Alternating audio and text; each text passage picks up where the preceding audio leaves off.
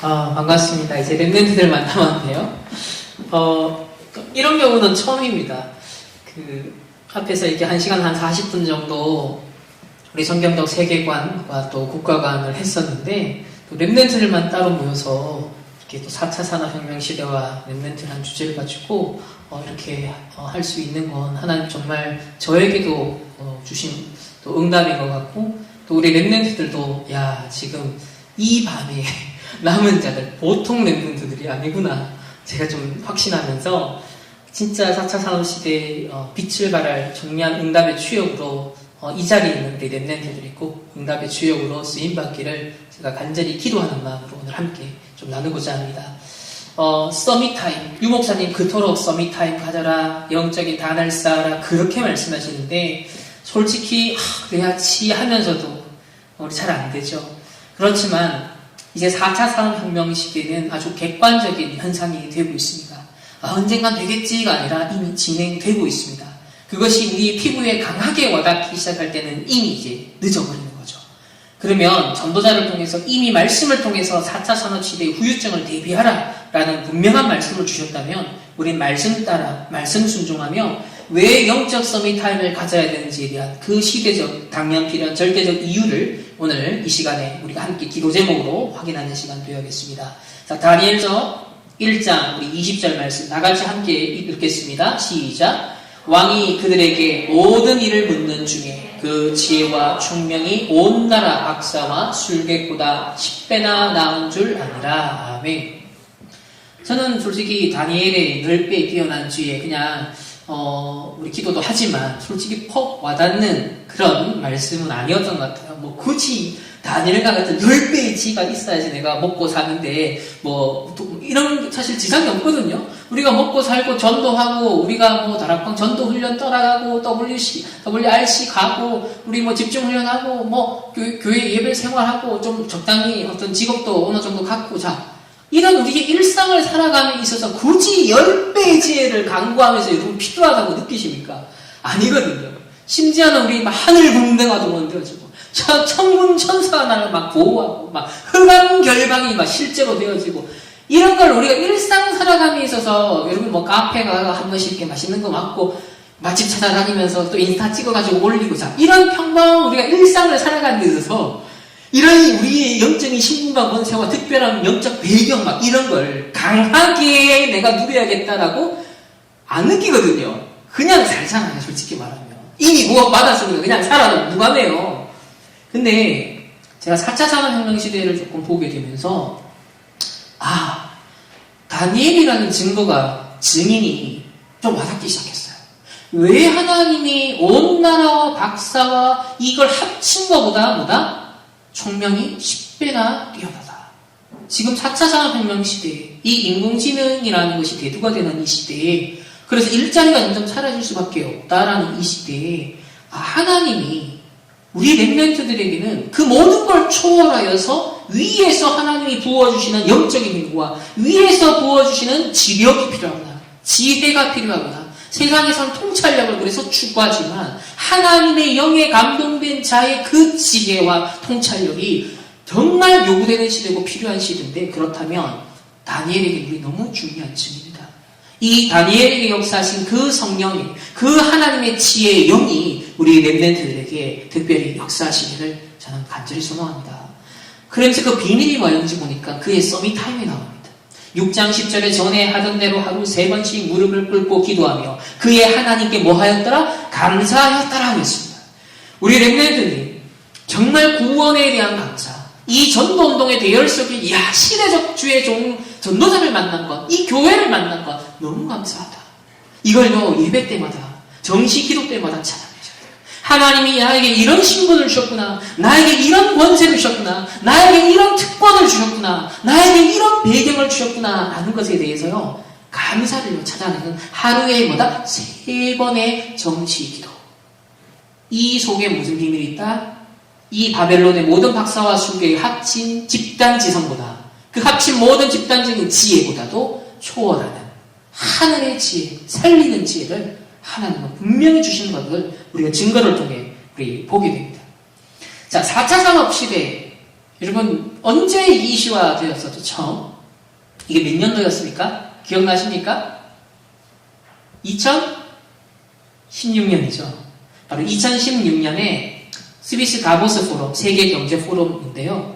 여기에 클라우스 슈왑이 이제 회장인데 이 사람이 화두를 던집니다. 앞으로 뭐가 온다? 4차 산업혁명 시대에 쓰나미가 온다. 그랬습니다. 이 4차 산업혁명은 우리 삶 속의 모든 것을 바꿀 것이다. 이 변화를 받아들이는 사람과 변화를 거부하는 사람 사이에는 뭐다? 격차가 발생할 거다. 이 격차가 과연 어느 정도의 차이가 될지는 몰라요. 지금도 뭐 불평등이다, 뭔가 비닉빈 부익부, 이 뭔가 간격이 심하다라고 하잖아요. 근데 4차 산업혁명 시대가 되어지면 초엘리트와 이제 대다수의 이제는 처지는 사람들이 격차가 심각해진다는 거예요. 그래서 4차 산업혁명이 쓰나미다라고 표현을 합니다. 그러나 이게 2016년 1월 달에 이게 이슈가 되었을 때 솔직히 전문가들을 제외한 일반인들에게는 저게 뭔 말이야? 하나도 와닿지 않는 얘기였어요. 그러니까 바로 뉴스에서 때립니다. 야, 이게 4차 산업혁명이 뭐냐? 막 이슈가 되죠. 그러니까 막 다큐멘터리 만들고 무슨 교육 프로그램 만들고 유튜브 막 만들고 그게 엄청 이슈가 또 됐습니다. 그러면서 유튜브나 영상 같은 거 보면, 야, 이게 1차 산업은 전기기관, 2차 산업은 전기, 내연기관, 3차 산업은 컴퓨터, 인터넷이, 자, 4차 산업은 이 모든 걸 합쳐가지고, AI 기술을 핵심 동인으로 상품 서비스의 생산, 유통, 소비, 전 과정에서 모든 것이 연결되고, 지금, 이렇게 말을 해도요, 뭔 말이야. 하나도 이게 와닿는 얘기가 아니었어요. 아마 대다수의 랩멘트도 그럴 겁니다. 지금도 그럴 거예요. 특별히 여기에 눈치를 채고 대비하는 전문인들을 제외하고 일반 대다수의 대중은 그렇지 않아요. 그런데 이 4차 산업혁명 시대를 지금 예상하기를 어마어마한 이 기술력들이 압도적이고 엄청 기하급수적으로 발전할 것이다 라고 그들은 예측을 하고 있습니다. 그렇지만 저희들에게 조금 충격을 줬던 사건이 바로 무슨 사건입니까? 알파고 사건입니다. 이 세돌이 사실상 완전 완파를 해버리죠. 인공지능, 2살짜리 인공지능이 5,000년 인간 바둑을 넘다. 인간을 넘었다. 기계 앞에 인간이 무릎 꿇다. 자, 이런 게 막 이슈가 되고 언론에 떠들어대니까 사람들이 이때부터 이제 조금 일반인들도 막 실제로 보고 있잖아요. 이세돌이 어떤 사람인데 그래도 대한민국은 애도라는 천재적인 바둑 기사인데 힘없이 허망하게 무릎을 꿇고 말았어요. 인간의 지능을 이 바둑에 세팅되어 있는 인공지능을 못 넘어섰다는 걸 확인한 거예요. 이때부터 충격이 오기 시작합니다. 우와, 어떡하지? 이때부터 책 쏟아지고요. 막 유튜브 쏟아지고요. 야, 이거 데뷔해야 돼. 막 2016, 17, 18년까지요. 이런 컨텐츠들이 얼마나 많이 쏟아졌는지 몰라요. 저는 이 사건이 구글에서 기획을 한 이벤트인데요. 이미 세팅이 다 돼 있고 인공지능 시대, 4차 산업 시대 이들은 다 세팅되어 있습니다. 그리고 질서와 흐름을 만들어갈 뿐이에요. 그리고 이제 전 세계의 사람이 공감하게 만들고 그 흐름에 유입되게 만들어서 같이 거기에 흘러가도록 하는 굉장한 이벤트가 뭐였냐면 이 알파고 사건입니다. 그래서 저는 이 세돌이 이용당했다.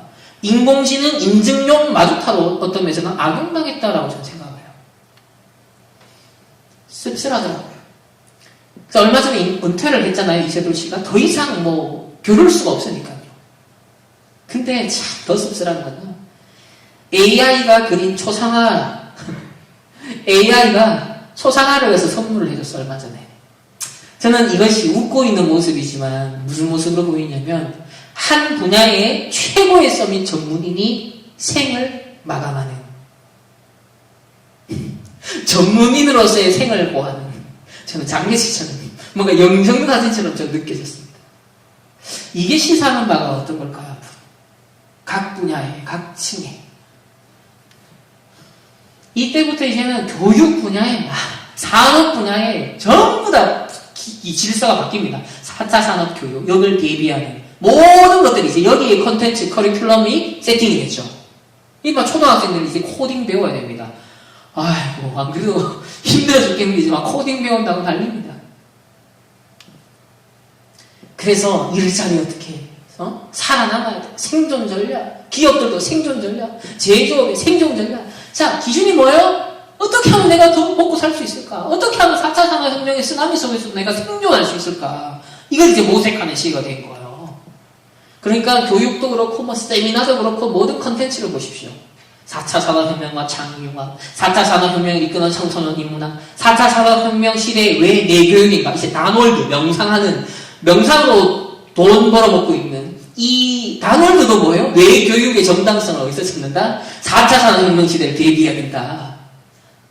그러니까 국가도 이제 4차 산업혁명위원회까지 생겼어요. 자, 대학들도 이제 모든 게 뭘 전제합니까? 시대의 변화, 4차 산업혁명 시대를 전제한 각 분야가 준비를 하고 있다는 거예요.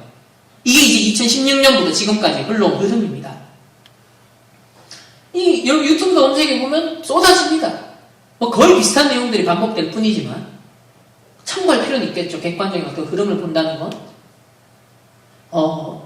그런 가운데 특별히 우리 랩런트를 떠야 되는 눈은 뭐냐면 구속사, 아까도 설명했지만 하나님의 역사가 진행되는데 창조, 타락, 구속, 완성이라는 하나님의 구속사적인 역사관, 세계관이 이렇게 흘러갑니다. 그 가운데 특별히 세상은 여전히 창세기 3장, 6장, 11장에 타락된 그 현장인데 4차 산업혁명 시대라는 시대가 이제 대두가 된 거예요. 그럼 저와 여러분의 렘넌트는 하나님의 자녀, 구속받은 하나님의 자녀예요. 그래서 하나님 나라 완성을 향해서, 종말을 향해서 나아가고 있습니다.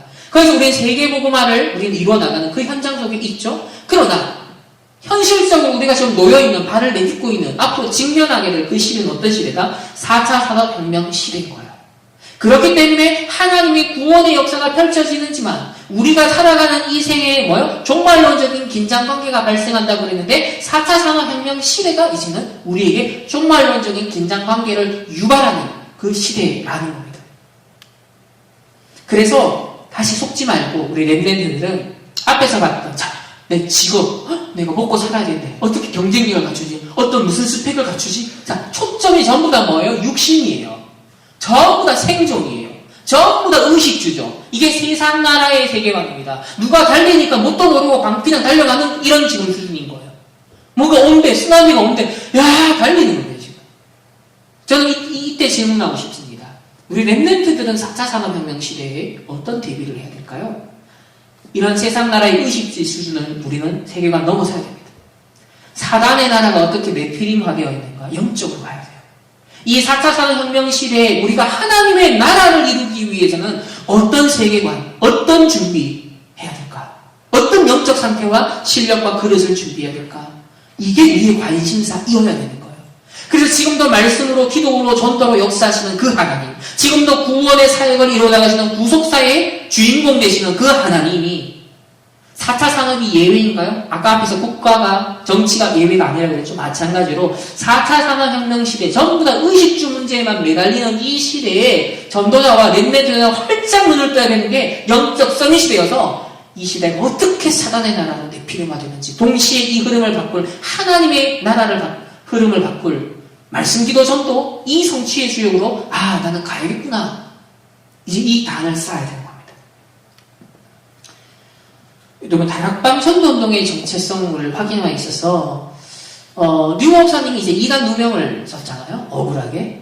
자, 1998년 8월 27일이 아마 여기는 다 여러 렘넌트들이 아직 안 태어났을 때일 수도 있는데, 이때 정통교회는 천사 얘기를 잘 안 합니다. 정통교회는 귀신 얘기를 잘 안 합니다. 그러면서 류 목사님 막 공격했습니다. 류 목사님 막 천사, 귀신, 이런 현장에 있다는 얘기를 하다 보니까, 강조를 하다 보니까, 또 사단을 탁 꺾는 왕 대신 그리스도 막 강조하면서 이런 얘기를 강조하셨단 말이에요.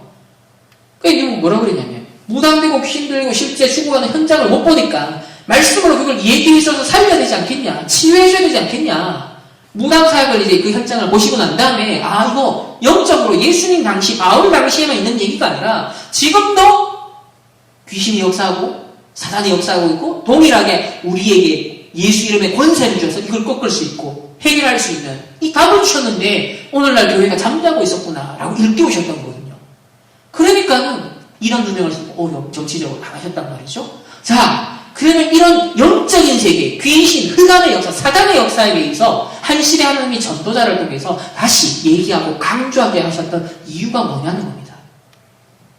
오늘날 바로 이 사단, 귀신, 흑암, 이념단체뿐만 아니라 3단체를 통하여서 다 빼앗긴 거예요.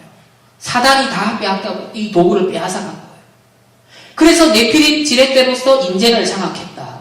명상을 하고 있고, 또 3단체 12가지 문제, 그들은 막 인권, 자유, 평등, 해방, 너무 좋은 메시지를 던지면서 캠페인 운동을 하면서 그 세계관의 뱃슬에다가 담아서 우리 후대들을 끌고 가고 있다. 이제는 4차 산업혁명 시대라는 어마어마한 뱃슬을 만들어서 끌고 가고 있는 거예요, 지금. 이때 어떤 트랜스미션이 일어난다? 병신병, 중독, 질병, 변질, 하나님의 형상이 깨어지는, 하나님을 대적하여 높아지는 바벨탑, 인간의 교만, 일어나는 겁니다. 그럼 그들은 어마어마한 유일성 작품으로 시대에 막 지금 만들어갑니다. 플랫폼 미디어 향하겠죠. 이제 237 나라 모든 현장, 특별히 이 코로나 사태를 통해서 더더욱이나 4차 산업혁명 시대에 토대가 더 만들어졌습니다. 더 가상세계로, 더 빅데이터가 생겨낼 수밖에 없는, 지금 문화적인, 경제적인 변화들이 다 일어나고 있거든요. 이게 뭐 진짜 음모인지 아닌지 우리가 다 검증할 수 없지만 굉장히 의심스러운 부분도 많아요. 이게 단순히 우연히 코로나가 발생한 게 아닐 수도 있어요. 전도자의 말씀, 우리는 언약을 따라가야 되기 때문에 전도자가 뭐라고 말씀하셨는지, 하나님이 뭐라고 말씀하셨는지를 우리는 귀 기울여야 됩니다. 바울이 보면 2013년 10월 8일 2013년의 메시지입니다. 바울이 로마를 온 것처럼 앞으로 3단체가 이끌 성공을 내다보고 대비해라. 이미 성공했고 로마는 이미 성공했다. 그런데 이 3단체가 가져올 실패가 있다. 틀림없이 온다. 그때 이 3단체를 통해서 뭐가 온다? 시대적 위기가 온다라고 2013년에 분명히 하나님이 미리 말씀하십니다. 하나님은 뭐랍니까? 전도자를 세워서, 메신저를 세워서 자기가 행하실 일을 뭐다? 숨기지 아니하시고 미리 알리신다고 했어요. 그래서 이것을 막아줘야 된다. 바울은 이걸 막았고, 바울의 후손들, 후대들은 전도자들이 일어나 250년 만에 이 로마의 저주재앙을 끝냈다. 이런 흐름을 읽고 있어야 한다라고 말씀했습니다. 지금도 마찬가지입니다. 이 흐름을 읽고 있어야 돼요. 자, 그러면 2020년 1월 1일 원단 메시지 2강 4차 산업 후유증을 막는 기도 계획과 시스템을 세워라. 앞으로 기도할 줄 모르면 인공지능에게 망해버린다. 큰 혼란 속에 빠진다. 교회가 기도를 안 가르치고 복음을 바르게 안 가르치기 때문에 우상 숭배하는 사람들이 대들고 있다. 즉 3단체 명상하는 사람들이 오늘날 3차 산업 장악하고 4차 산업까지 만들어서 대들고 있다. 그래서 기도할 줄 모르면 앞으로 이제 엄청난 어려움이 온다라고 하셨어요. 집중하지 못하면. 이미 대들어서 3차 산업을 가지고 갔고 4차 산업 심각하다. 하나님이 우리에게 그냥 기도해라, 그냥 믿으라 한 게 아니다. 어마어마한 비밀을 주셨다. 이 표현 안에 지금 담겨져 있는 건 어마어마해요, 지금. 전도자가 다 설명할 수는 없어요. 그러나 어마어마한 비밀을 우리에게 주셨다. 다니엘에게 모든 박사술계 합친 지혜보다도 10배가 뛰어난 지혜, 어마어마한 하나님의 비밀이 담겨있다. 그래서 저는 한 가지 좀 장점이 있다면 전도자의 말씀을 가볍게 보지 않습니다. 어떤 전도자의 말씀은 굉장히 절대 기준으로 여깁니다. 하나님의 말씀. 그 말씀을 귀 기울입니다. 그 말씀을 적용해서 그 말씀 따라가려고 합니다. 그래서 안 놓치려고 자세히 말씀을 들으려고 해요. 이 청소년 수련회 때 2강에 보면 이 4차 산업 시대가 완전히 와버린다. 그럼 99%가 무너지는 시대가 온대요. 0.1% 되는 사람들이 다 움직입니다. 주로 이제 3단체 핵심 멤버겠죠. 앞으로 세무서도 필요 없고 병원도 바뀌게 되어진다. 바둑 9단이 되려면 신의 경지라고 하는데 이 세돌이 바둑도 모르는 기계로 하는 사람에게 졌다. 굉장한 사인이다. 그러면서 4차 산업시대에 오면서 영적으로 다 무너진다. 시대 살리는 사람, 살리는 주역되는 찬스가 온다. 저와 여러분에게는 문제 위기지만 동시에 굉장한 기회가 온다는 거예요. 이 흐름을 제대로 전도자로서 파악하고 있습니다. 앞으로 렘넌트 시대가 온다. 그러나 전제가 있습니다. 영적으로 무장하지 않으면, 기도할 줄 모르면 아무 힘이 없어지니까 오히려 더 촉토화되는 거예요. 노예, 포로, 속국이 옛말이 아닌 거예요. 우리의 현실이 되는 거야, 앞으로. 완전 기계의 종이 되고, 계속 발전하면 앞으로 무시무시한 시대, 즉, 강한 인공지능 시대, 약한 인공지능 시대 말고, 그러니까 유익과 효율성을 추구하는 수준 말고, 진짜 강한 인공지능 시대가 만약, 지금 낙관하는 것처럼, 꿈꾸는 것처럼 만약에 실현된다면, 무시무시한 시대가 온다는 거예요. 지금 알아야 될 중요한 부분은 대학 수련의 현팀 1강인데, 앞으로 3가지 후유증이 온다. 3단체를 비롯한 종교 후유증, 앞으로 지식이 굉장히 높아지고 4차 산업이 더 커지면서 지식 후유증 온다. 계속 경제가 발전하기 때문에 경제 불균형, 특히 3단체 불균형 심각하고 이제 4차 산업시대가 완전히 열리면 심각한 부유증이 온다. 그래서 제4 알류티시 운동이 뭐다? 3단체와 4차 산업혁명 시대의 후유증을 대비하라라고 했습니다. 이것 때문에 저와 여러분을 하나님이 부르셨다 그랬습니다. 현팀 1강에 또 4차 산업시대가 왔다는 그 말은 전체에 영향을 준다는 말이다. 그건 앞으로 5년만 올 거다. 10년쯤 되면, 지금으로부터 10년쯤 되면 완전히 그렇게 된다. 이게 보통 이제 일반 전문가들도 상당히 예견하는 부분이죠. 잘못하면 지금 어른들은 뭔 활용도 못하는 상황이 올지도 모른다. 지금 코로나 때문에 이 인터넷이라든지 여러 가지 미디어 시스템을 활용하는 이거 뭐 할 줄 모르면 일도 제대로 못하고 재택근무도 제대로 못하고 저도 지금 RTS 강의, 오프라인 강의가 아니라 이 영상 찍어가지고 보내야 되고 막 이런 거 있거든요. 그러니까 이렇게 지금 사회 환경이 변화가 급진적으로 일어나고 있습니다. 기성세대들은 컴퓨터를 마음껏 활용도 못한다. 많은 사람이 앞으로 거의 문제 속에 빠지고 4차 산업이 열리면 99%는 병든다고 보면 된다. 전도자가 말씀하신 겁니다.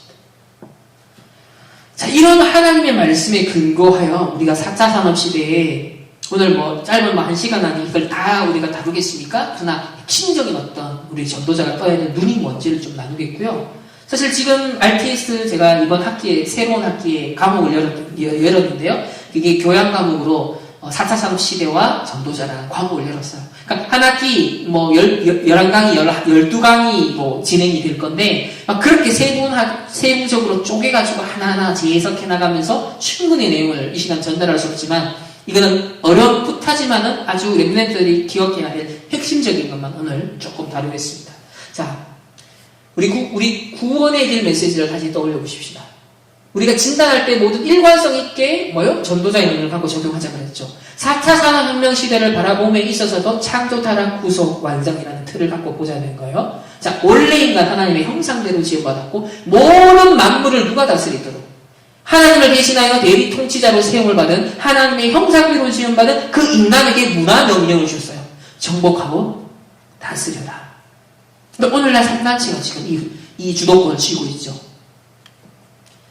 그래서 창세기 3장 문제 1에 12가지 문제 보면서 죄와 사망의 법, 지옥 배경, 사단의 함정틀 올무에 갇혀버립니다.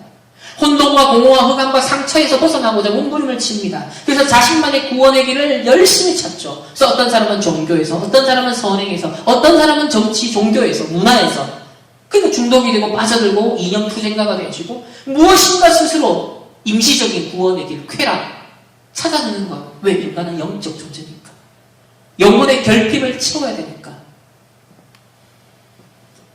그래서 인간적 해결책으로서 아까는 종교, 정치에 대한 얘기까지 했는데, 자, 오늘날이 뭔가 4차 산업혁명의 아주 이 압도적인 과학기술력의 발달이 기술이 마치 이 인공지능을 비롯한 이런 기술이 심지어 신으로까지 어마어마하게 하나님을 대체할 수 있을 만큼의 인간의 교만을 심어줄 만큼 자신감을 부여할 만큼의 기술력이 지금 다 다루고 있습니다.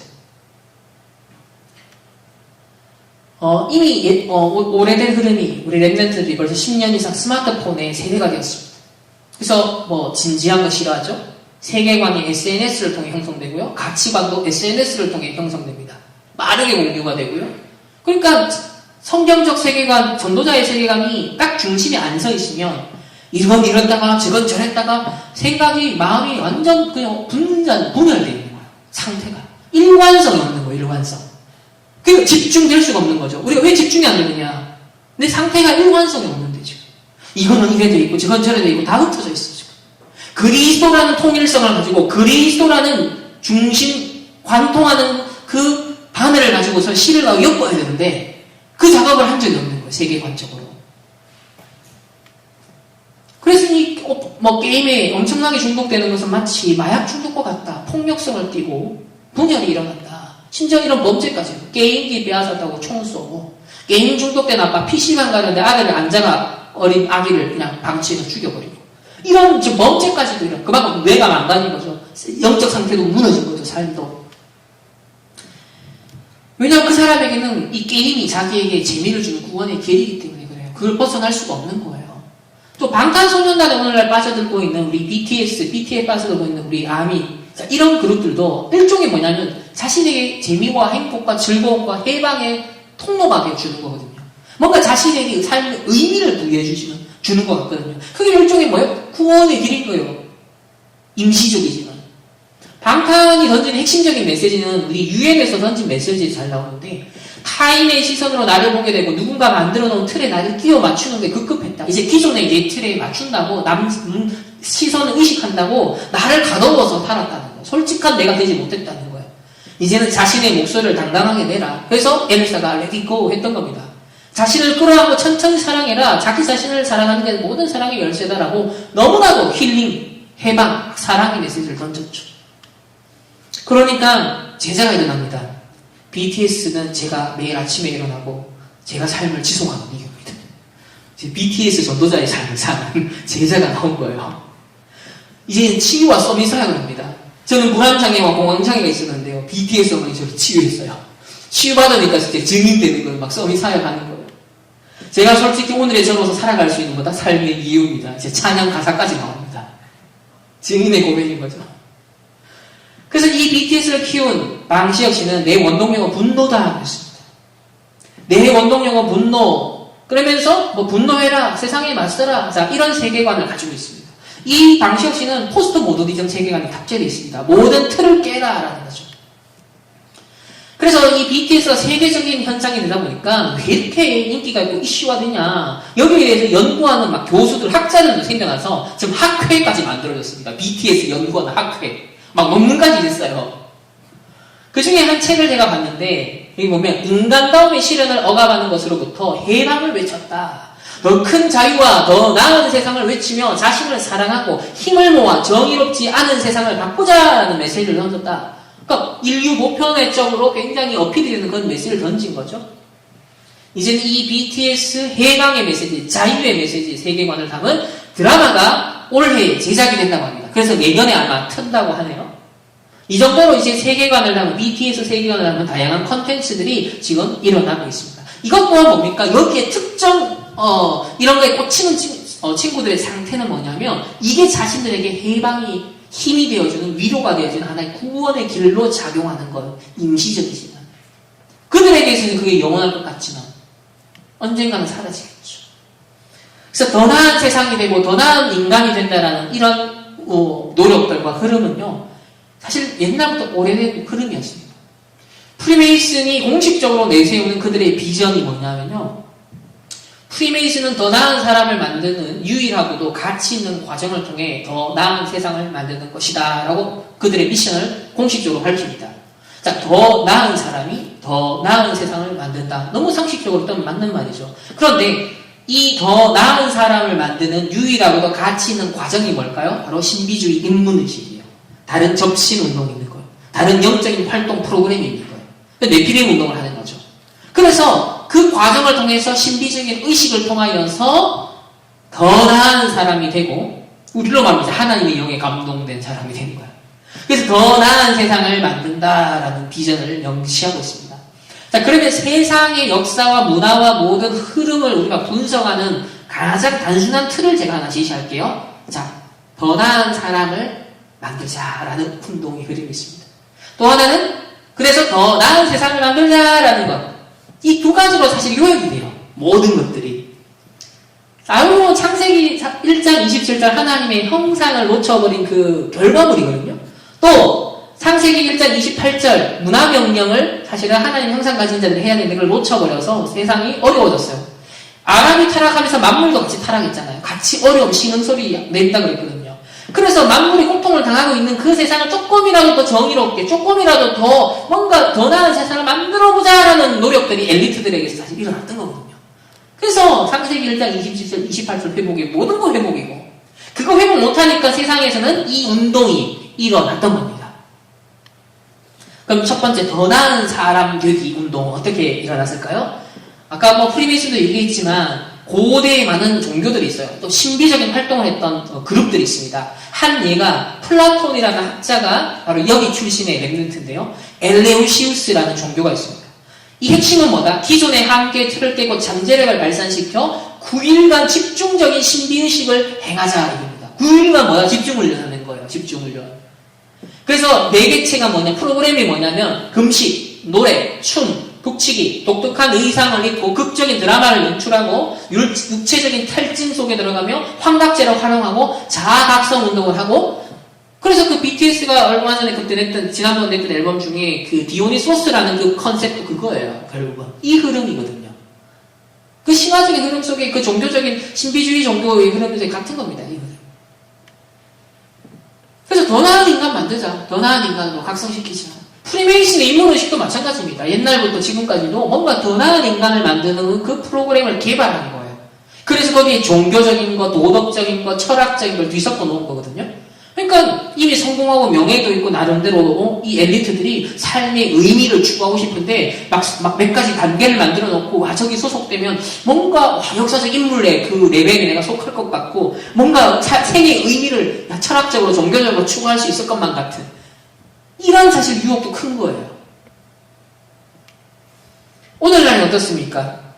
실리콘밸리의 엘리트들이 또 전 세계의 아주 서밋 엘리트들, 문화, 예술 분야 모든 엘리트들이 1년에 한 차례 모이는 컨퍼런스가 있습니다. 그게 어디예요? 바로 미국에 있는 네바다주에 있는 버닝맨 축제라는 것이에요. 이 버닝맨 축제에 모여서 그들만의 영성운동을 합니다. 그들만의 집중을 일주일 동안 거의 8일 동안 합니다. 8일 동안. 여기 보면 다 나체로 실루엣만 걸치고 막 하면서 그들만 집단 명상. 이 속의 분위기를 한번 상상해 보십시오. 어떤 연대감이 느껴질까요? 뭔가야 영이 역사겠죠, 그죠?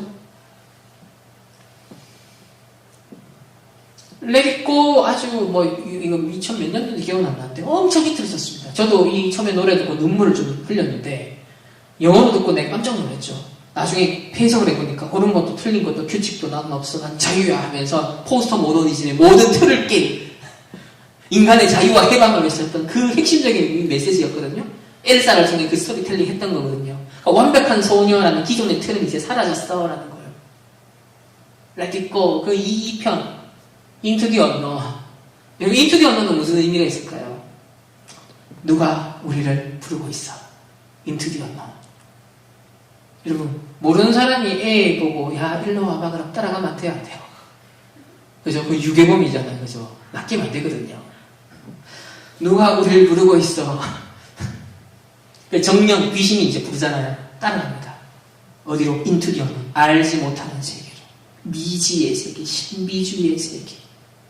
아까 전에 인문의식을 통하여서도 결국 미지의 세계, 인문의식의 세계. 기존의 나의 틀을 벗어나서 새로 각성시킨 나로 부활하는 세계로 가거든요. 똑같은 모티브입니다. 여기서도. 기존의 이제는 나의 평범했던 일상을 또 넘어서서 미지의 신비주의, 더 업그레이드된 나로 나아가는 Into the Unknown 했던 거거든요. 근데 그 매개체가 뭐였다? 귀신, 악령이었습니다. 네피림이죠, 완전. 그러나 엘사가 너무 예뻐서 묻힙니다. 노래가 너무 좋아서 애니메이션이 너무 예뻐가지고 거기 묻힌다는 게 문제예요. 그래서 육신의 눈만 뜨면 안 된다는 겁니다. 아까 세상나라 유식주의 육신적 관점을 벗어나서 뭘 보다 네피림이라는 사단의 나라를 어떻게 속이고 있는지를 보라고 했던 거예요.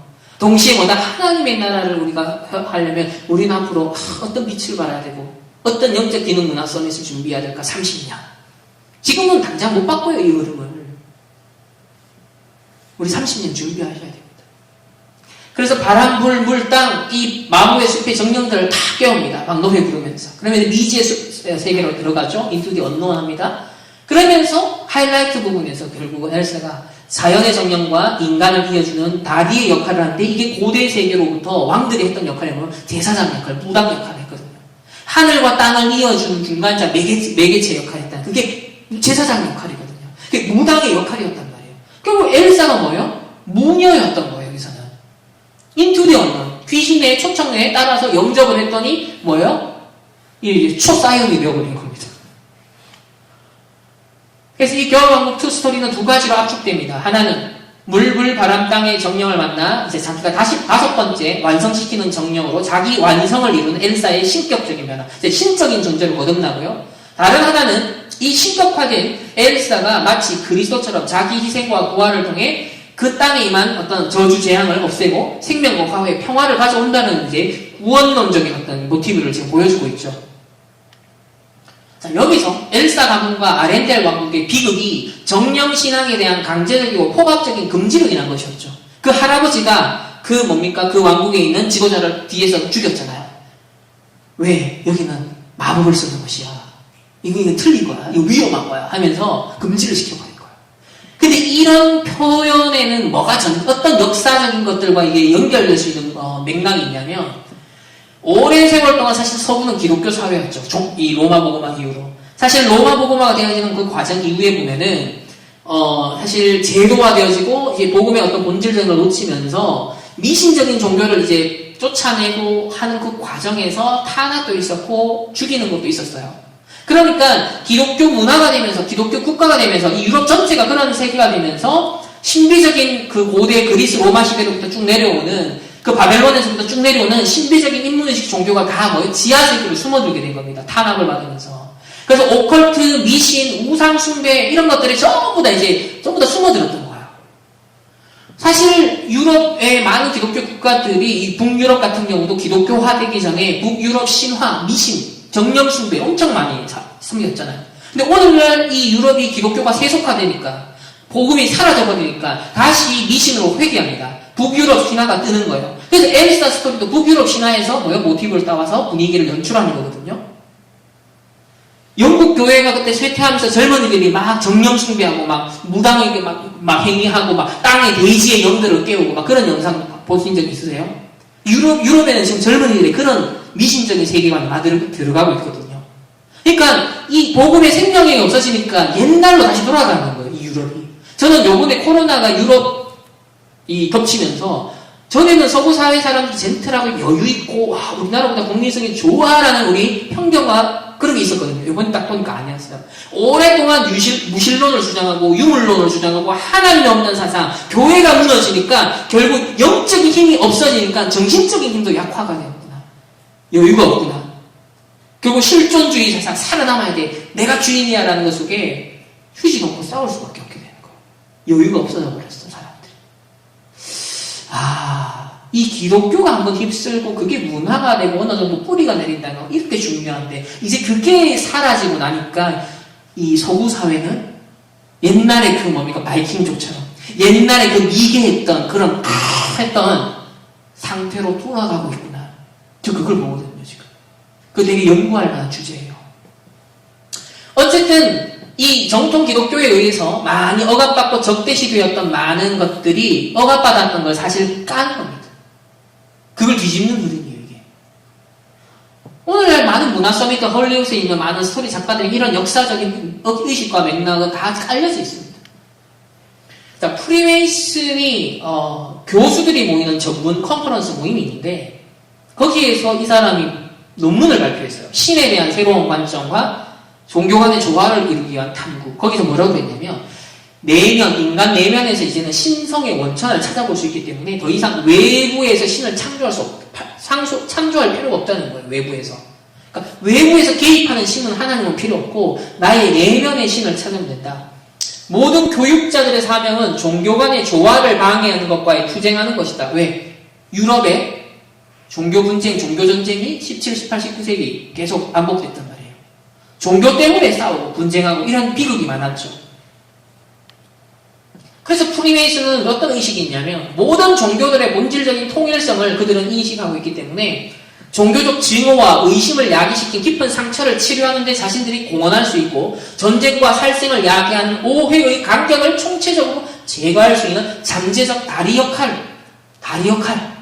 마치 엘사가 아까 인간, 그죠? 저주받은 그 땅과 자신이 이어주는 정령의 세계와 이어주는 역할을 매개체를 했잖아요. 평화의 사도와 같은 역할을 했잖아요. 프리메이슨과 똑같은 거예요, 지금.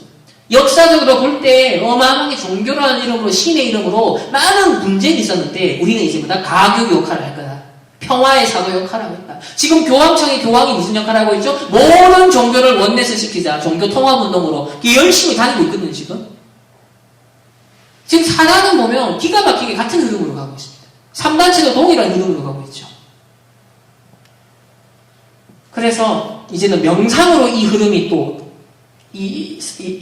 실리콘밸리에 있는 엘리트들인데 이들은 자신들의 클럽 모임 속에서 뭡니까? 명상 모임을 하고 있습니다.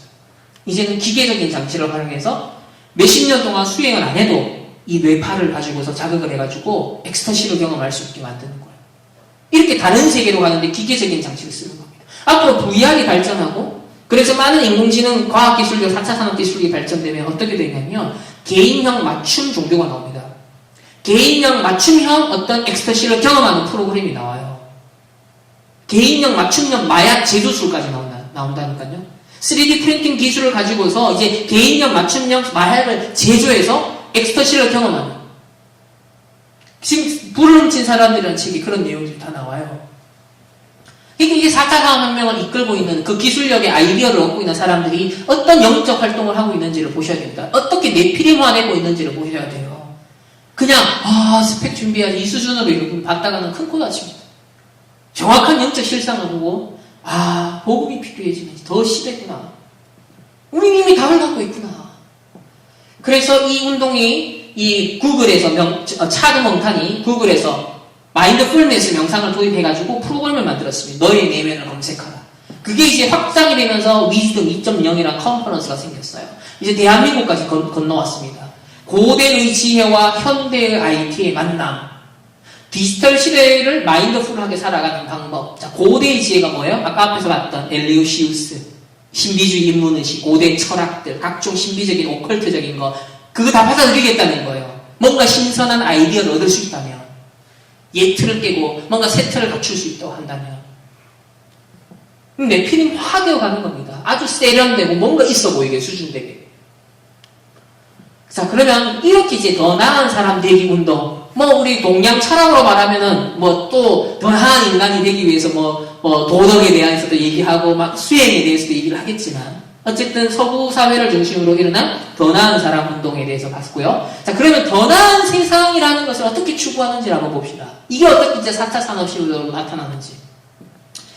Let it be. 어떤 것도 나에게 장애물이 없는 무한 자유를 누리는 쾌락의 시대를 열자. 더 나은 세상을 만들자라는 게 이제 60년대, 70년대 일어났어요. 명상과 마약을 통하여서. 이게 유럽과 미국을 휩쓸었던 히피 반문화운동, 문화혁명 시대였죠. 그러면서 이제 그것이 80년대, 90년대 헐리우드를 장악합니다. 그리고 그 엘리트들이 작품을 만들고 이제 2000년대부터 꽃을 피우는데요. 자, 주토피아도 보면은 거의 피라미드 이런 눈 모양 기본적인 상징물들 등장하는데 주토피아 아주 이상적인 걸 꿈꾸는 걸 표현한 겁니다. 자, 그 중에 전 더 좋은 세상을 만들 거예요. 더 나은 세상을 만들 거예요. 어떤 세상? 동성애자들이 겁쟁이처럼 숨어 살 필요가 없는 세상. 마음껏 인권 하면서 날 보호받을 수 있는 세상. 레디꼬, 레디비 할 수 있는 세상.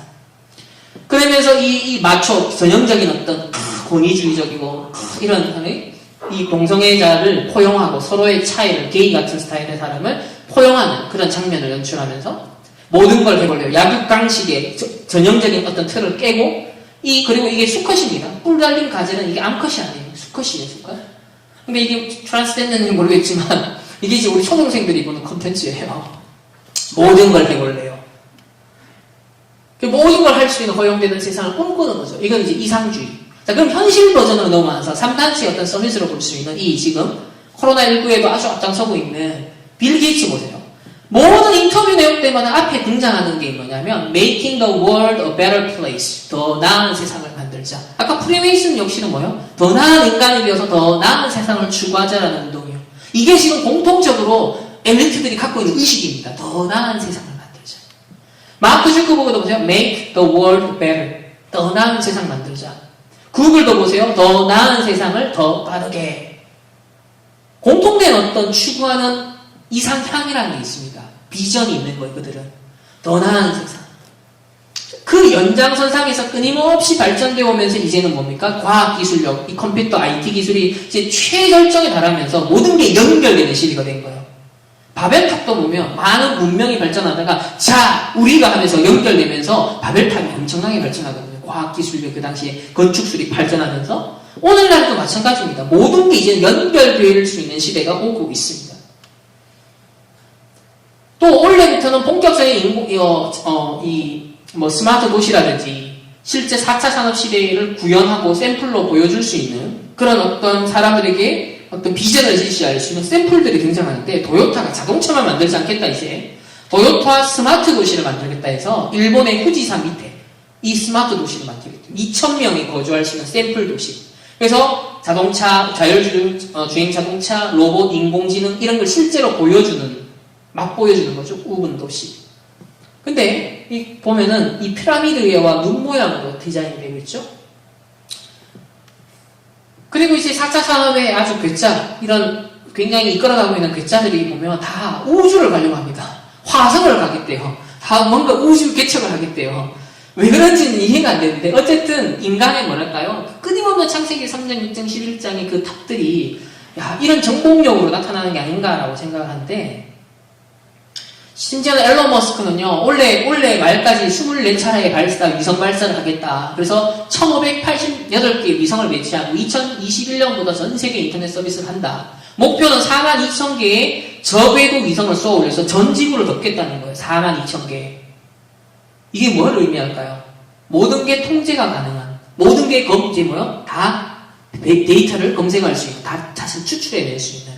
유용하고 편리한 걸 주는 것 같지만은 이게 위험성은 뭐예요? 사실 개인이 없어지는 겁니다. 이제는 통제사회가 가능한 걸 전 지구적으로 가능케 하는 이런 걸 꿈꾸는 거예요. 이 사람들이 음모론적으로 의도를 했든 안 했든 그것과 상관없이 그게 악용될 수 있는 시스템을 만들어지고 있다는 거예요. 스타링크.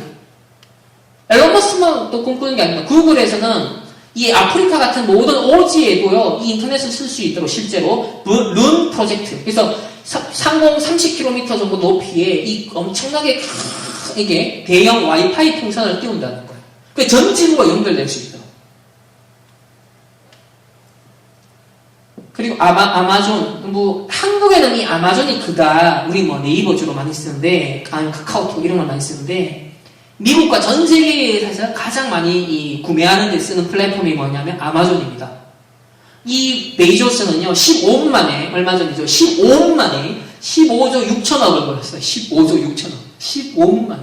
지금 세상은 이래 돌아가더라고요. 4차 산업의 주역들은 이런 경제를 움직이고 있더라고요. 그러니까 우리의 힘과 우리의 능으로는 이길 수 없다. 그래서 중요한 건 이제 이겁니다. 데이터죠. 빅데이터 시대. 결국은 통제와 감시가 가능한, 분석이 가능해서 시대를 이제 디자인해 나갈 수 있는 겁니다. 예측 가능하게 만들어서. 근데 거기에 기반이 뭐냐면 데이터거든요. 이걸 누가 확보하느냐에 따라서 이제 권력이 생기는 겁니다, 앞으로. 군사력보다도 앞으로 데이터의 주권을 누가 쥐느냐에 따라서. 근데 지금 상황이 어떠냐면, 국내 기업의 80% 이상이 미국 아마존과 마이크로소프트사의 클라우드를 이용하고 있어요. 삼성과 LG, 대한항공 등 대기업도 또 쿠팡, 배달의 민족, 넥슨도 아마존 클라우드의 데이터를 저장하고 있어요. 그러니까 실제로 데이터, 중요한 정보들 다 어디에 있다? 3단체 기업에 다 있는 거예요.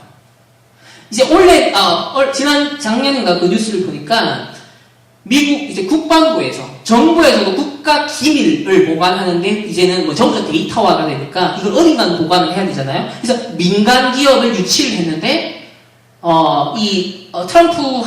트럼프를 싫어하는 이 아마존은 떨어져버리고 마이크로소프트에게 그걸 줬어요. 그러니까 어쨌든 간에 군사 기밀까지도 이제는 빅데이터가 되는 겁니다. 이게 데이터화 된다는 거예요. 그래서 여러분의 소중하고 개인적인 것들, 일정과 연락처, 사진, 동영상, 문서, 수집, 분석 다 하고 있고요. 여러분이 체크할 때 동의 그냥 했던, 그게 아무것도 아닌 것 같지만 그게 전부 다 빅데이터를 형성하는 하나의 관문이었던 거예요. 시작이었던 거예요. 그래서 여러분이 원하는 게 뭔지, 싫어하는 게 뭔지, 성향 다 분석되어 있습니다. 여러분이 종교를 뭘 가졌는지 다 분석되어 있습니다. 지금. 그래서 거대한 리스트를 지금 만들고 있는 거예요. 이게 단순히 비즈니스 용어로만 쓰이겠냐는 겁니다. 창세기 3장, 6장, 11장 타락된 세계에. 그래서 개인정보 저작권, 지적재산권 등 개별성을 보호하는 원칙들이 이 실리콘밸리에 있는 기업들은요, 히피, 반문화 세대예요, 사실. 60년, 70년, 80년 무르면서 레디고 뭔가 저항하고 해방하고 모든 걸 연결해서 뭔가 이런 걸 꿈꿨던 사람들이 많이 기술자들이 되어 있거든요. 애플을 만들었던 스티브 잡스도 마찬가지로 그 세대입니다. 그래서 그들은요, 뭔가 보호하고 이런 틈들을 다 깨려고 하죠. 그러면서 오히려 역으로 빅브라이더 시스템, 모든 게 연결되어서 통제와 감시, 조율이 가능할 수 있는, 예측 가능하게 하는 그런 빅브라더 시스템 형성되는데, 이번에 이 코로나19를 통해서 훨씬 더 이제 앞당겨집니다. 이제. 그래서 얼마 전에 여기 뉴욕타임즈에서 거대 이 기술 기업들, 테크 기업들이 코로나 바이러스 덕분에 오히려 더 붐을 이뤄서 사업을 확장하고 있고, 이 기간이 끝나면 사람들의 클라우드 의존도를 더 높여서 더 큰 영향력을 행사할 것 같다는 예측을 하고 있다. 그 지금 좀 더 집에서 막 디즈니 플러스, 그다음에 넷플릭스, 유튜브 갈수록 더 많은 지금 데이터가 생성돼요. 더 많은 가상 세계에서 활동하는 시간과 쓰는 돈들이 더 많아지고 있는 거죠. 거기에 따른 여러분의 선택하는 거 하나, 여러분의 정치적 성향, 여러분의 구매 성향, 여러분의 어떤 성격, 종교적 성향, 이게 다 분석이 되는 거예요. 자, 그러면 이런 것을 앞으로 어떻게 이제 흘러갈지는 우리가 다 알 수는 없지만, 중요한 건 우리 전도자 랩멘트는 어떻게 봐야 되냐면, 이런 4차 산업혁명 시대가 갑자기 어느 날 빵 나타나는 게 아니라는 거예요. 무르익은 과정이 있는 거예요. 어떻게 무르익었냐는 겁니다. 그 중에서도 어떻게 영적으로 봐야 되는 거예요. 자, 스티브 잡스가 젊은 시절에 아주 영감을 많이 받았던 사람이 누구냐면 이 스튜어트 브랜드라는 사람이에요. 이 사람이 유명한 잡지 홀 어스 카탈로그의 편집장인데, 이 사람은 이렇게 마약, 환각제를 사용하던 히피 세대의 리더였습니다. 이 히피 세대의 영적인 갈망을 발견하고 기술이 그걸 어떻게 충족시켜줄지를 설명할 수 있는 재능을 가지고 이 홀 얼스 카탈로그라는 책을 썼어요. 그래서 그 당시 히피 세대들에게 아주 막 미치도록 읽혔던 책입니다. 여기 직접 인용을 하자면 서론에 이런 얘기가 나와요. 자, 우리는 뭐다? 신과 다름이 없다. 그 역할을 제대로 수행해야 된다. 지금까지 기존의 정부, 기존의 대기업, 공교육, 교회, 자, 예틀입니다, 예틀. 이런 걸 통해 이루어진 권력과 영광을 모두 계산해보면 실제 얻은 것보다 마이너스가 더 많다. 한편 이제 그런 딜레마에 맞서고 그 성과를 잘 활용하려면 친밀함과 개인적인 힘의 영역이 발전하고 있다. 개인의 이제 자유, 레디고 하는 겁니다. 그러면서 홀러스 카탈로그는 TP와 반문화 그 시대의 세계관을 기술로 변환시켰는데, 롤링스톤 잡지에 기고한 브랜드에 뭐라고 했냐? 컴퓨터 과학자들의 기술의 위대한 해방자.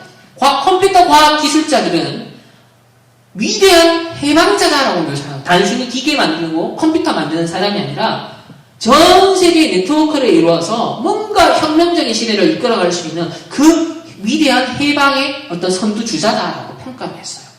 그래서 컴퓨터를 개인 해방과 공동체적인 연결을 위한 도구로 사용할 수 있음을 눈을 띄워준 사람이 누구다? 바로 이 브랜드라는 사람입니다. 사실 그 개인의 삶은 결혼 생활이 파탄이 나고 자살도 생각합니다. 그러나 기술에 대한 그의 믿음은 아주 강력해집니다. 그의 구원의 기술인 거죠.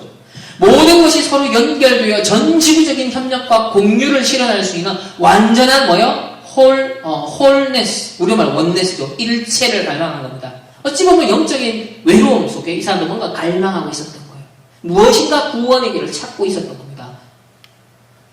그리고 이 브랜드에게 상당히 영감을 준 사람이 누구냐면 마셜 맥루한이라는 사람인데요. 소위 미디어는 메시지다 라고 아주 유명한 말을 남긴 사람이죠. 근데 이게 수십 년 전의 사람인데요. 이 사람의 통찰력을 보세요.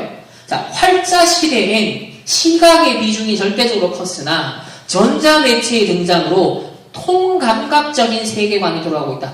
세계관이 통감각적, 아주 전체적인 세계관이 돌아오고 있다. 전인격적인 어떤 통합적인 세계관이 오고 있다. 그럼 이 사람이 말하는 세계관은 뭘까요?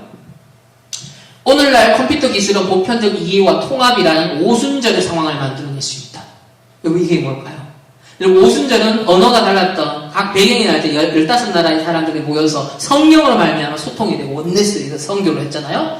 여기 보면 이제는 과학 기술력을 통하여서 갈라지고 언어와 문화가 서로 갈라졌던, 그래서 분열되어지고, 아까 전에 프리메이슨도 가교육 하라고 엘사도 제사장 역할을 했던 것처럼 과학 기술이라는 네트워크를 활용하여서 이해와 통합을 이루는데 그게 마치 오순절날의 상황을 연출할 수 있다라고 말해요. 논리적으로 볼 때 이제 다음 단계는 번역을 하는 것이 아니라, 지금 이제 구글 완전 실시간 번역 다 잘 되잖아요. 번역을 하는 게 아니라 아예 언어를 거치지 않고 보편적이고 우주적 의식에 도달하는 거다. 그러니까 그 다음 단계를 이 사람 벌써 수십 년을 꿈꾼 거예요. 이제 번역 겨우 되는데 이 사람들의 비전에는 뭐가 있었다? 벌써 영적인 소통을 말하고 있는 거예요. 영적으로 연결되는 단계. 언어적으로 번역 단계를 안 거치고 영이 영으로 소통되어서 네트워크가 되어서 원내스 되어지는 세상 꿈꾸는 거예요. 그래서 우주적 의식, 결국 명상이 결국 매개체가 되죠. 집단 무의식과 아주 흡사할 것이다. 자, 한때 이런 이상주의적인 제스처, 또 수염이 덥수룩한 어떤 발명가들의 몽상에 머물렀던 이런 비전, 이제 공유 개념이 일반화되고 있고, 구글, 페이스북 같은 실리콘밸리의 대표적인 프로젝트들은 세상을 하나로 만드는 거대한 네트워크로 연결시키고 있고 실현되고 있습니다. 그래서 레리 페이지, 구글을 같이 설립했던 레리 페이지는요, 나의 미션은 완전한 인공지능을 만드는 거다. 검색을 해결할 수 있다면 어떤 질문에도 답할 수 있다는 뜻이고, 무엇이든 다 할 수 있다는 뜻이다. 이 문제를 해결한다면 불가능한 일이 없게 될 것이다. 그러니까 미션, 이 구글의 미션은 뭐다? 완전한 인공지능, 강한 인공지능을, 거의 신의 존재와 같은 인공지능을 도달하겠다는 거예요. 지금이 뭐 벌써 알파고 그 이상의 것들이 나왔잖아요. 자, 세르게이 브린 역시, 브린도 뭐라 그랬냐면, 세상의 모든 정보를 인간의 뇌에 직접 부착하거나, 인간의 뇌보다 더 뛰어난 인공 두뇌를 뇌에 연결할 수 있다면, 이들의 이제 꿈을 CVDIP라고 보세요, 지금. 미래에는 구글의 작은 버전을 뇌에 끼워 놓을 수 있을지도 모른다. 이들의 상상력이 그냥 상상력으로 그치지 않는다는 것. 계속 돈을 수백억씩, 수천억씩 투자를 해서 기술력을 만들어가고 있다는 거예요, 지금. 그래서 이 뉴럴링크라는 프로젝트도 앨런 머스크가 작년에 해서 올해 지금 실행을 하겠다는데, 뉴럴링크는 뭐냐면 우리 두뇌에 칩을 심겠다는 거예요. 그래서 우리 뇌파와 이걸 읽어내고 컴퓨터로 연결해서 그걸 디지털 데이터화 할 수 있도록 지금 그 작업을 하는 겁니다. 그러니까 한편에서는 인공지능이 인간을 능가하는 수준의 어떤 사물이 생겨나고 있다면, 이제는 거기에 대비를 해서 인간 자체도 인공지능에 대항할 수 있을 능력을 내적으로 갖춰야 된다는 거죠. 이런 지금 양대 산맥의 흐름이 있는 겁니다. 그래서 호모데우스, 신이 된 인간, 호모 사피엔스 다음 단계가 뭐다? 호모데우스. 아주 지금 극단적인 진화론자이면서 오늘날 전 세계 엘리트들에게 기본적으로 영향을 주는 사람이 유발 하라리예요. 유대인이고 게이입니다. 극단적인 어떤 면에서는 무신론자라고 부를 수 있죠. 근데 호모데우스에 뭐라고 그러냐면, 인간이 가지고 있었던 어떤 의식, 우리가 생각하는, 의식한다는 걸 마치 이 인공지능의 기본이 되어지는 언어가 될 수 있는 알고리즘으로 우리가 이걸 풀어낼 수 있다면, 이 알고리즘을 이제 기계에다가 이식하면 어떻게 될까? 그러니까 인간의 정신을 알고리즘으로 변환을 해서 기계에다가 넣을 수 있다면 몸이 썩지 않을 거니까 나라는 존재가 영원 불멸할 수 있겠다라는 걸 상상하는 거예요. 이게 호모데우스예요. 지금까지는 자연적인 진화를 이루었다면 이제는 인위적이고 적극적이고 의도적으로 인간을 혁명적으로 진화시켜야 된다. 이 4차 산업혁명 시대의 모든 기술력과 의학 이런 것들이 동원되면 호모데우스를 실현할 수 있다라는 걸 꿈꾸는 사람이 이 사람입니다.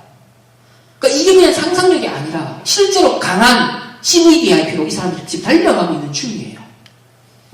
그럼 이 바벨탑의 결과는 어떻게 될까요? 그래서 구글이 인류 미래의 질서를 디자인하겠다라는 말은 단순히 구글이 제공하는 효율성, 편리성만을 의미하지 않는다. 그러니까 우리는 그냥 구글 메일 쓰고 지도 쓰고 편리한 거, 효율적인 것만 쓰죠. 그러나 이들이 이런 걸 가지고 빅데이터, 여러분들의 활동을 다 빅데이터로 수집해서 그걸 인공지능에다가 소스로 활용하고 해서 꿈꾸는 세상은 다른 세상이라는 거예요. 결국은 자율주행 자동차도 마찬가지고 지금 우버, 택시 그것도 마찬가지입니다. 다 빅데이터 형성을 위한 기반일 뿐인 거예요. 결국은 진짜 노동 어떤 면에서는 운전기사를 없애는 작업을 위해서 지금 사전 작업을 하는 거죠. 다윈이 주장한 인류 진화의 미래를 아주 인위적으로, 의도적으로 디자인해 나가겠다. 그러니까 하나님께서 이 세상을 만드시고, 하나님이 섭리하시고, 하나님이 디자인해 나가시는 건데, 오늘날 이들은 뭐요? 이런 어마어마한 과학 기술력이 이제는 거기에 맞먹는 뭔가 대항할 수 있을 것만 같은 지금 자신감이 생겨나고 있다는 거예요.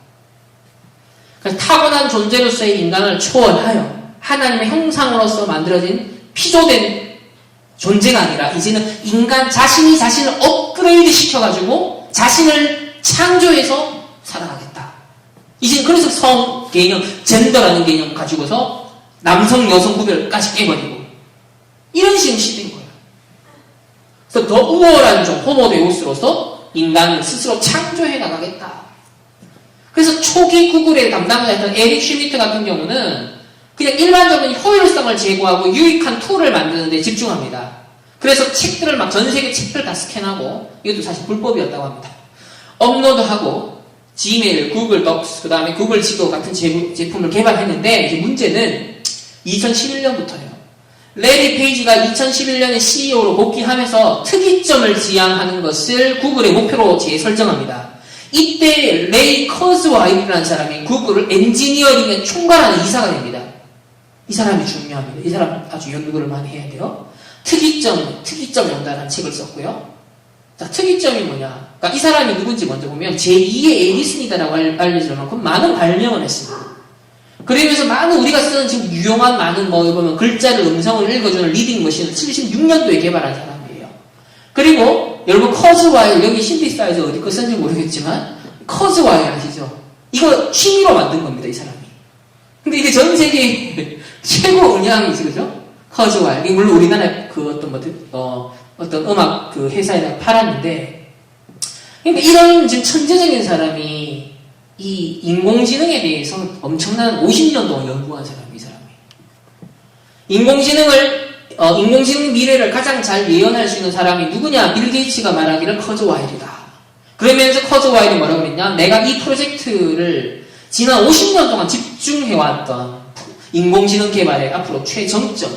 그러니까 여기서 알파고 이런 게 다 나온 겁니다. 이 사람의 2011년부터 시작했던 여정. 그게 2016년에 알파고를 통해 빵 터진 거죠. 그리고 이제 전 세계 흐름을 확 그냥 돌려놨어요, 진짜. 거스를 수 없더라고요. 근데 이 커즈와일의 인공지능에 대한 비전은요, 바로 유대인의 홀로코스트의 어두운 그림자로부터 시작됩니다. 당시 지휘자이자 지식인이었던 유대인 아버지가 인생 역경으로 인해 58세 심장마비로 사망합니다. 아버지의 죽음이 어릴 때부터 그의 머릿속에 떠나질 않았어요. 이 두려움이. 상처인 거죠. 역사적 비극을 상쇄하는 강한 낙관주의, 역으로 이제 강한 낙관주의. 이게 스스로 자기를 지키는 길이었던 거예요. 그러면서 어떤 문제를 내가 해결할 수 있어 난 자신이 완벽주의가 된 거예요. 그러니까 많은 작품도 나오고 발명도 했던 겁니다. 이젠 인공지능을 향해 가고 있어요. 그래서 이 사람의 꿈은 뭐냐면 안 죽는 거예요. 영원히 사는 거. 이 사람 쓴 책이에요. 영원히 사는 법. 앞으로 그 바이오 기술, 그 다음에 나노 기술, 그리고 4차 산업혁명의 많은 기술력이 발전해서 조합이 되면 인간이 영원히 살 수 있을 거다. 그때까지 내가 생존해야 되니까 그때까지 자기 건강관리법을 말하는 겁니다. 지금 레이 커즈와일 안 죽는 거예요. 안 죽겠다는 거죠. 그래서 이 사람은 지금 약을 얼마나 먹냐면 스스로 만들어낸 공포에서 벗어나지 못하고 이런저런 생각 끝에 죽음을 떠올리면 견딜 수 없이 깊은 슬픔과 외로움에 빠져든다. 그래서 그는 수명 연장을 위해 비타민, 영양보충제, 효소와 같은 알약을 매일 150알을 복용하고 있습니다. 지금 약이 더 좋아져서 100알만 먹는데요. 그래서 1년 약값이 얼마? 11억. 1년 약값만 11억. 안 죽으려고 몸부림치는 불신자 상태의 극치를 보여주죠. 근데 이 동기 속에, 이 원동력 속에 인공지능이 지금 발전하고 있습니다. 네피림화된 걸 보셔야 돼요. 그래서 특이점이 온다. 기술이 인간을 초월하는 순간. 그러면서 2008년도에 싱귤레리티 대학을 세우죠. 이 실리콘밸리에. 이게 뭐냐면 인공지능 시대에 탑 0.1% 리더. 이거 이끌어갈 수 있는 모든 사람을 다 컨트롤할 수 있을 만큼의 탑 0.1% 서밋을 만들겠다는 게 싱귤레리티 대학이에요. 여기 이 사람 만들고 구글이 돈 대주고 여기 보면 마태복음 3장 2절 회개하라 천국이 가까웠다. 이 말을 따온 겁니다. 싱귤레리티가 이제 가까이 왔다. 인공지능을 철저히 신봉하기 때문에 인공지능이 인간을 초인으로 만들며 세상을 지상 낙원으로 만들 것이다. 확신하고요. 그래서 이렇게 탄생할 지상 천국, 유토피아를 가리켜서 특이점이라고 그는 말하고 있습니다. 그의 논문, 영적 기계의 시대에 따르면 특이점 이후의 삶은 거의 황홀경에 도달한다. 아까 전에 브랜드도, 그 다음에 마셜 맥건도 뭐라고 했어요? 이제는 언어에 번역해서 소통되는 수준이 아니라 과학기술력으로서 소통하는 수준이 아니라 영적으로 집단 연결되는 시대를 꿈꿨잖아요. 이 커즈와일은 뭐라고 했냐면 특이점 이후 기술력이 크게 발전하게 되면 인공지능이 크게 발전하게 되면 황홀경에 도달할 거다. 그러니까 영적 세계에 대해서 이 사람은 다 그리고 있는 거예요. 인류 문명은 이제 외부로 확대될 것이고 신이 되는 겁니다. 우리 주위에 존재하는 지능 없는 물질과 에너지는 아주 똑똑한 초월적인 물질과 에너지로 바뀌게 됩니다. 마치 하나님의 흙으로 하나님의 생기를 불어넣은 인간을 창조한 것과 똑같은 인간이 이제 신이 되는 거예요. 특이점은 우주에다가 이제 아예 정신을 부여하겠다는 우주에다가 정신을 부어넣겠다. 하나님의 생기를 불어넣으신 것처럼. 그래서 이 종교 인류학자인 로베르트 제라치는요, 뭐라고 그랬냐면, 이런 종말론적인 인공지능을 꿈꾸고 있는 사람들은 연구를 한 거예요. 그래서 기술 연구와 종교적인 카테고리가 놀라울 정도로 정교하게 일치한다. 그러니까 이 강한 인공지능을 꿈꾸고 이 기술력을 개발해 나가는 이 사람들의 특징이 종교성을 띈다는 거예요. 그냥 효율성, 편리성, 편의성을 제공하는 일반적인 착한 인지니어들 말고, 약한 인공지능 이런 거 말고, 강한 걸, 이 낙관주의를 가지고 유토피아를 꿈꾸는 사람들은 종교성을 갖고 있을 정도라는 겁니다. 이게 무서운 거죠. 그래서 이제는 계획되는 게 과연 인공지능 새로운 신으로 승부될까? 인공지능 신을 섬기는 교회가 이미 실리콘밸리 이 구글 출신의 엔지니어가 이미 등록했더라고요. 인공지능 신을 섬기는 교회가 생겼어요, 지금. 지금 활동하고 있습니다. 인공지능을 신으로 섬기는 교회. AI로 생성한 기도문 낭송하는 로봇인. 그래서 신이 되어버린 인간이 앞으로 탄생시키는 새로운 종교가 뭐다? 데이터교. 그러니까 이런 걸 지금 엘리트들은 논하고 있고 꿈꾸고 있다. 자, 바벨탑이 쌓여가고 있다. 창조주 하나님께로 돌려져야 될 영광이 앞으로 인간에게 돌려질 것이고 더 나아가 첨단 기술은 문화 명령을 수행하는 아주 긍정적인 결과뿐만 아니라 오히려 더 바벨탑 같은 우상이 될 가능성이 크다라는 것이 우리 랩런트들이 봐야 될 현장입니다. 그래서 스펙만 준비하고 어떻게 살아남지라는 이 수준을 넘어서 여러분이 영적 서밋에 탁 올라서 네피림의 상황을 분별해라. 4차 산업혁명 시대의 진실과 영적 사실을 말한 그 속에서 나에게 왜 복음을 주셨고 나에게 왜 전도자를 통해서 미리 시대를 대비하라라고 후유증을 대비하라고 말씀하셨는지 왜 치유와 서밋의 여정을 말씀하셨는지.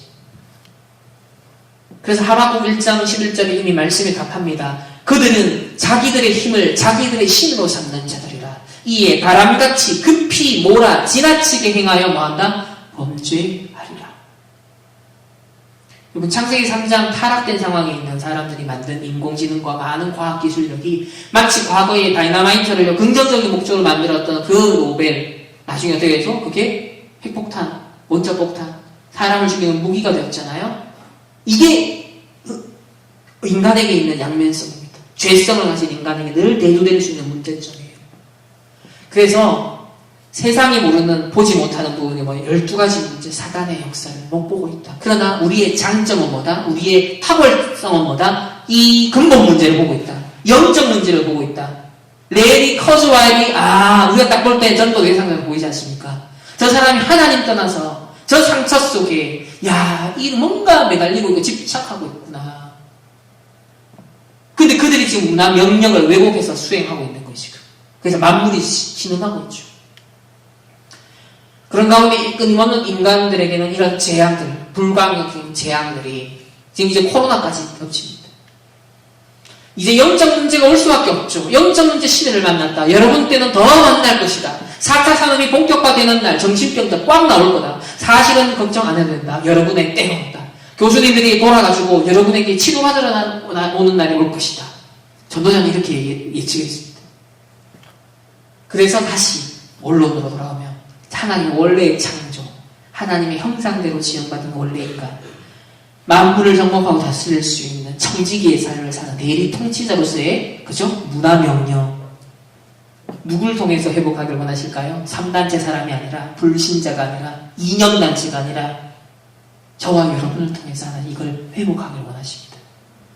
그래서 4차 산업혁명 시대에 저와 여러분의 가장 근본적인 힘, 세계관 어디서 준비된다? 이 62가지 전도자의 삶. 이게 우리의 무기입니다. 이게 이 흐름을 바꿀 수 있는 하나님이 주신 비밀 병기들이에요. 이걸 얼마나 묵상하고 이걸 얼마나 같이 발견하고 얼마나 내 것으로 만들고 집중하느냐가 이제 관건인 겁니다. 다니엘에게 하나님이 10배의 지혜를 주더라. 그래서 24, 237 시스템 성전, 치유 시스템 성전, 치유, 그 다음에 서밋 시스템 성전, 특별 특별히 4차 산업시대를 대비하여 교회가 앞으로 이 시스템을 준비해야 되고 여러분이 그 일의 주역이에요. 그래서 마지막 결론, 여러분 CVDRP 아까 이념단체도 봤지만 4차 산업혁명 시대의 흐름을 잠시 보면서 복음의 흐름, 복음이 이렇게 없어져 가는구나. 이렇게 인간이 신이 되려고 하는구나. 이렇게 하나님을 계속하여 높은 바벨탑을 쌓아가고 있구나. 많은 혜택을 주지만 유용성을 주는 것 같지만 사실 3단체와 또 이런 창세기 3장의 죄성을 가진 인간들은 반드시 그걸 악용할 수밖에 없는, 또 사단이 역사할 수밖에 없는. 그래서 이 현장의 흐름을 비전으로 내다보면서 하나님이 원하시는 세상이 원하는 나는 화수백 주기까지 이 수준이잖아요. 의식주 문제 잘 해결해야지 이 수준이잖아요. 아니에요. 구원받은 이 시대 이단 핍박 받으면서까지 이 다락방 전도운동의 렘넌트의 하나님, 전도자의 자존심으로 부름받은 저와 여러분은 하나님이 원하는 나의 것, 나의 현장을 찾아야 됩니다. 그리고 하나님의 말씀에 청종하십시오. 말씀은 정확합니다. 말씀 속에 길이 있고 답이 있습니다. 그리고 기도에 집중해야 됩니다. 그리고 여러분의 작은 거, 이게 거대한 엄청난 거창한 3단체 어떻게 이겨? 4차 산업시대 어떻게 쓰나미 나 그냥 휩쓸려갈 것 같은데 하나님이 여러분 구원하셨습니다. 하나님이 여러분 나와 함께하고 우리와 함께하고 이 4차 산업시대라는 맥락 속에서도 원네스로 함께하십니다. 여러분 이걸 진짜 찾아내고 우리는 영적 서밋 속에 조금만 들어간다면 그 속에 내게 주신 작은 것, 내게 주신 작은 탤런트 이걸로 조금씩 개발하고 준비할 때 하나님 인생 작품 어떤 4차 산업시대 후유증을 대비할 수 있는 그런 지도자로 하나님이 특별히 임마누엘 해운대 이 교회 렘넌트를 사용하실 줄 확신합니다. 이상으로 오늘 우리 렘넌트 끝까지 남은 건 정말 대단하고요. 진짜 4차 산업시대, 영적 재앙시대, 후유증 시대 대비하는 그러나 큰 발을 내딛지 마시고 내게 주어진 오늘의 강단, 오늘의 말씀, 오늘의 학업, 오늘의 나의 현장으로부터 광야 속에서 뭘 지어라? 성막을 지어라 그랬죠. 이 광야 4차 산업시대, 2년 단체가 펼치는 광야 시대예요. 지금 애굽의 모든 근성과 노예되었던 상처들 뿌리, 그걸 뽑아내는 게 성막 시스템이었어요. 우리가 지금 2년 우리에게도 형성된 게 있습니다.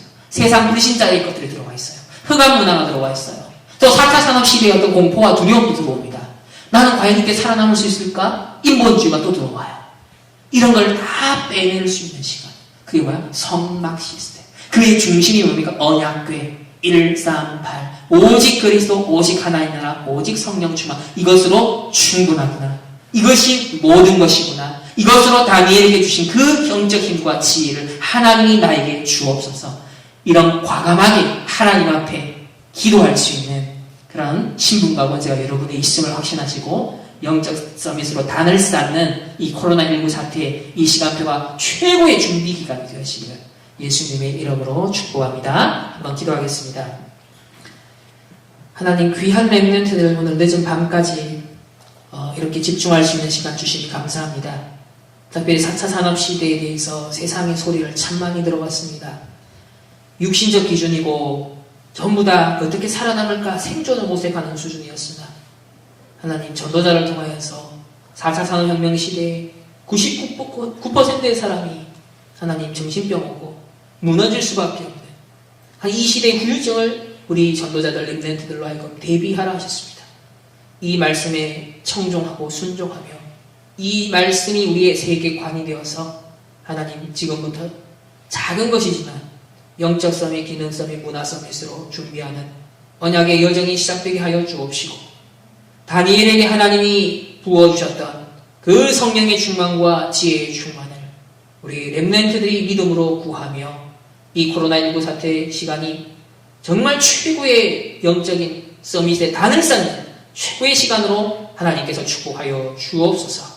감사드리며 살아계신 예수 그리스도 이름으로 기도합니다. 아멘. 감사합니다.